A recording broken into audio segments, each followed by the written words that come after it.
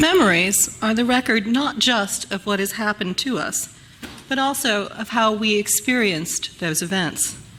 They are bound up with our emotions. Memories have power, in part because when we remember an event, we are also reliving some of the emotions associated with that event. The stronger the emotion attached, the stronger the memory. Thus, those memories help to shape us in a very visceral way. When I remember a favorite holiday from childhood, or the tragic loss of a friend, I am remembering the experiences that have shaped me into who I am today. But more often than that, I am remembering who I was at that time. My memories are like my past selves, some happy, some sad, stretching out like a precious paper doll chain. When you fold them all back up together again, you get me here today. As Edel Anon once said, memory is intelligent. It's a knowledge seated neither in the senses nor in the spirit, but in collective memory. It is communal, though deeply personal, involved with the self, though autonomous, at war with death. So memory is something that we each experience as individuals. You have your memories, I have mine. Even if we remember the same event, we likely don't remember it exactly the same way. For example, I often find that my brother remembers things from our childhood that I do not, and vice versa. And oddly enough, it usually has something to do with who we think may have been to blame for something. As we have already said, memory helps us to define who we are and where we've been. But memory has a collective function as well. Memories also remind us of the people who came before us. In a way, they tell us the story of where we came from. 2 summers ago, our eldest daughter spent a few weeks helping her grandmother downsize from the large family home to a small condo in Maine. That time together was fertile ground for making memories that our daughter will carry with her for the rest of her life. She will remember hauling load after load of magazines to the recycling center. She will remember the ongoing argument about how to correctly do a zipper merge on the highway, and driving almost all the way to Canada, the Canadian border, just to get a glimpse of a moose. She will have lots of memories of her grandmother. But she will also have a great deal more than that, because during that time, Catherine wasn't just sharing time with her grandmother, she was spending time with her grandmother's memories as well. You see, attics are treasure troves of memories. Long forgotten items, dusted off and brought into the light of day, bring with them memories. Memories of the past and of loved ones perhaps long gone. And naturally, as they worked at clearing out those attics, and yes, that was plural, attics, Catherine's grandmother told her stories. Stories about Catherine's father and her aunt as children, and those are good ones. Stories about herself as a young woman growing up in Massachusetts and New Hampshire. Stories about her own mother and father. What a precious gift for Catherine. That summer was not just a visit with her grandmother, it was a visit to the past. A past much bigger than her own. All of those stories have become memories that Catherine and her grandmother now share. Through them, Catherine has a way to remember the great-grandfather she never met. Those shared memories help her to know the members of her family that came before, to have a sense of who her people are. Shared memories can strengthen families. Most of us likely have such stories in our families, and we enjoy passing them down the generations.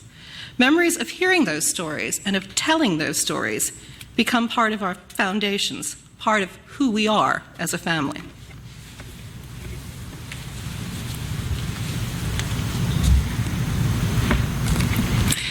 The memories we share are precious and give meaning to our lives, and yet we are keenly aware that as we age or perhaps have an injury, our memories often fade. What happens then when our cherished memories fade away or are suddenly gone forever? Is that not what many of us fear? When I forget, will I still be me? Billy Collins writes of this anxiety in his poem, Forgetfulness.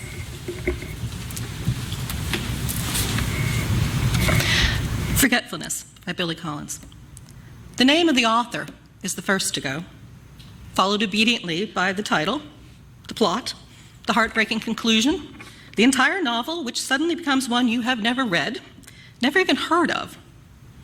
As if, one by one, the memories you used to harbor decided to retire to the southern hemisphere of the brain, to a little fishing village where there are no phones.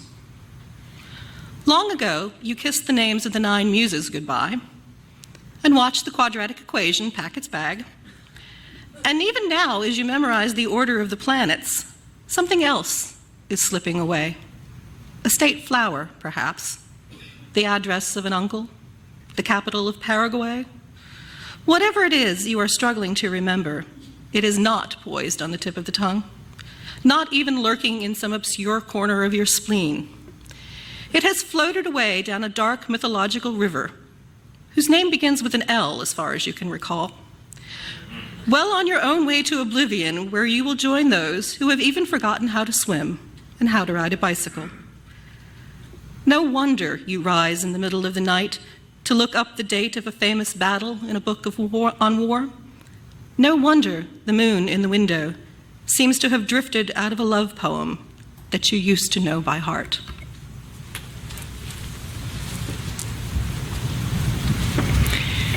We tenaciously hold on to memories, for they give our lives meaning. And when we forget, we trust those who love us to remind us of what has been most precious.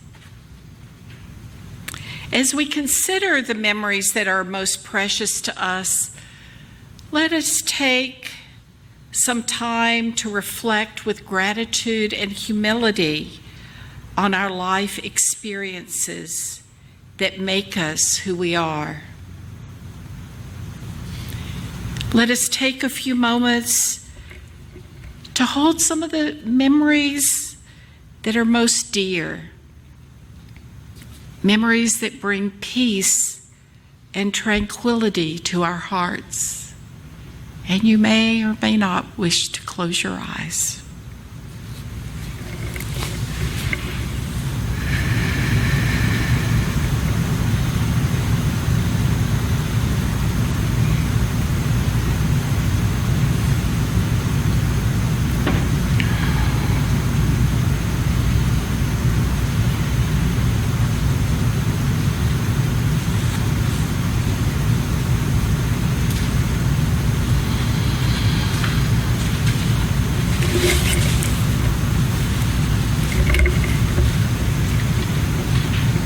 Remember also poignant memories of those we love who are no longer here physically, but who still feel as close to us as our breath.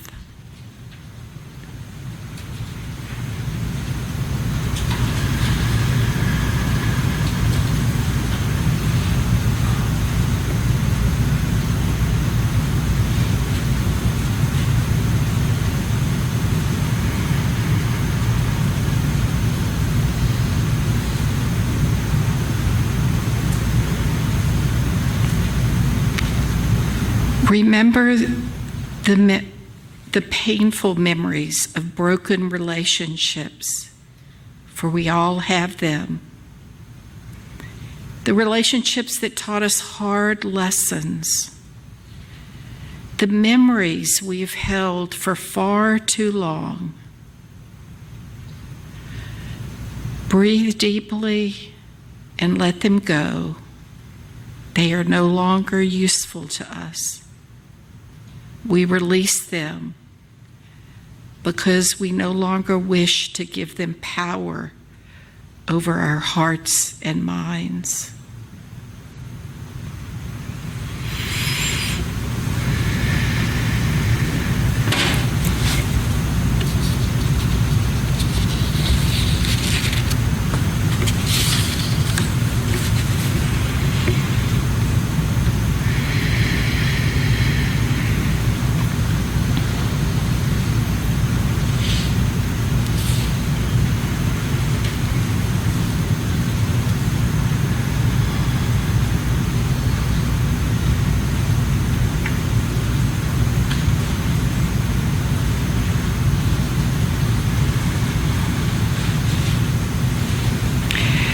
Remember the memories of achievements and life victories that helped bring us to who we are today.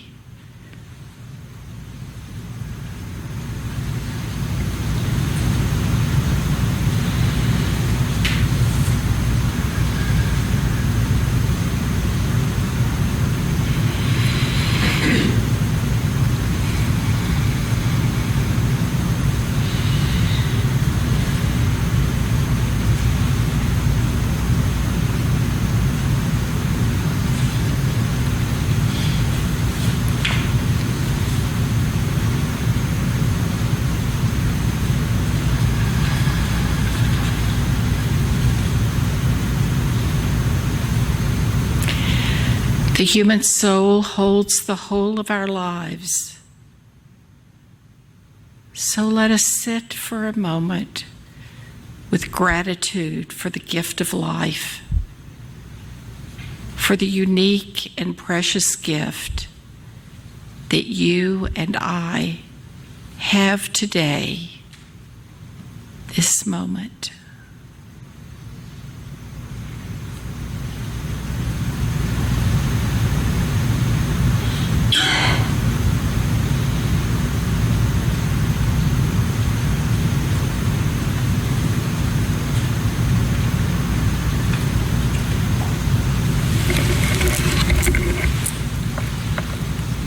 We are blessed.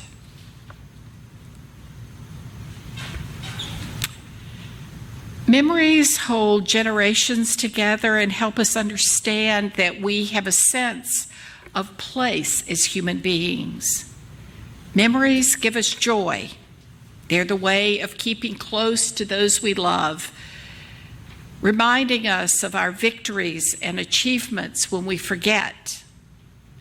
Yet there's another side of memory. The reality is that not all memories are sweetness and light. Not all childhoods are filled with joy and laughter. This reality needs to be honored also. Many of us hold memories that lead us into dark corners of our life experience, of loss, of trauma.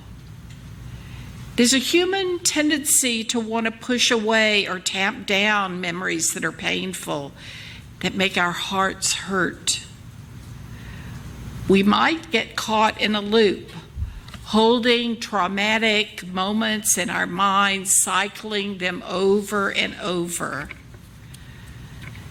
If you, like me, have ever been in that loop, I ask that the next time that happens, think about your life now, the one you're living this moment. You no longer are where you were. Hard as it may have been, the pain and trauma helped you become the person you are now. It doesn't justify events, but those memories are part of you, but they are not you now. When hard memories arise, hold also beside them the reality that you are not there now. You are here, a person you have chosen to become in spite of and yes, because of what you experienced. When memories emerge, focus on your strength rather than continuing to give the trauma the power and control in your life.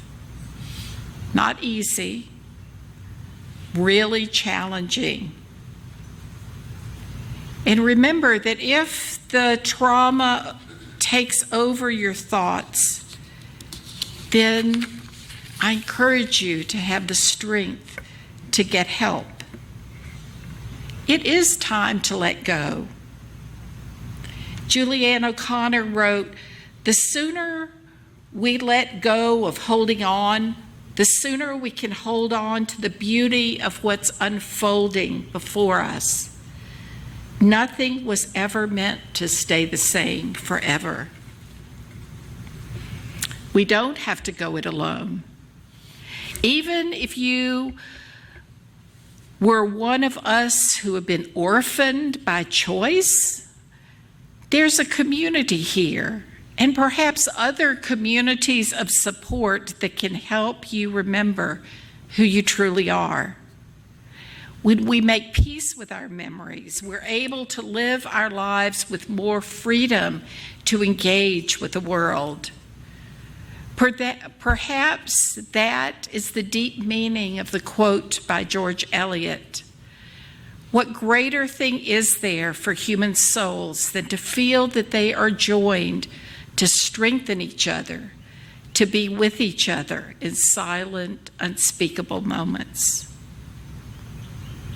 How we remind one another that each of us is precious can make more difference in our lives than we really know.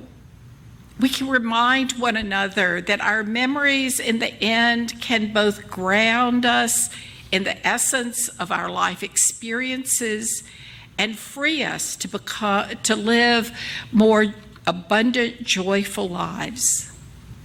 And for many of us, it's our communities of choice, our faith communities, and other groups of friends who help us find strength to transform our memories. This week, I read a very moving story written by a young woman who's in her 20s. Some of you may have seen it. She and her family fled the Gulf War when she was 5. They ended up in a refugee camp in the Netherlands. It was a horrible time in her life, hopefully that none of us ever have to experience.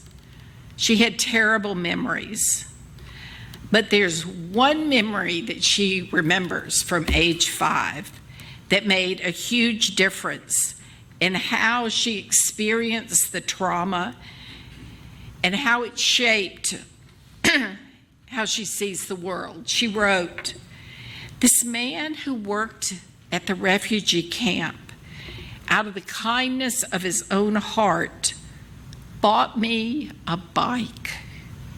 My 5-year-old heart exploded with joy." She said she didn't know his name, but she still had a picture of him. She posted all of this on Twitter. And within 24 hours, she found out the identity of the man and also heard from other refugees he had helped. She lives in London. Sorry, my voice is giving out. But is now flown to Germany to meet them. I haven't read the follow-up article, but did see a charming picture of the two of them together. When asked what she would do when she met him, she said she would cry her eyes out. She said, "There was so much hardship at that point in our lives, and this was such a generous act. It taught me kindness can exist everywhere, no matter how terrible it may seem."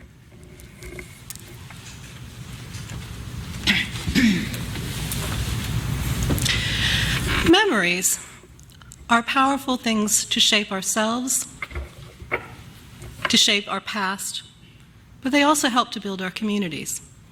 Collective shared memories help us define who we are. They help us define who we are here in this fellowship. When we tell our stories of how we built our green parking lot, of which we are justly quite proud, or how we became a welcoming congregation, we are sharing those memories that help to bind us together as a group with shared goals and shared ideals. When we tell stories about William Ellery Channing or Dorothea Dix to our children in the Spirit Play classroom, we are helping to create shared memories that help them understand what it means to be part of the wider Unitarian Universalist community. And Kathy Crane today, in sharing her River of Life journey with the children, is also building a shared memory with them about what it has meant for her to live as a Unitarian Universalist and to be the person that she is. Memory binds us to a larger whole. It tells us where we've been together, helps us to understand how we got to where we are now, and informs the shape of our future together.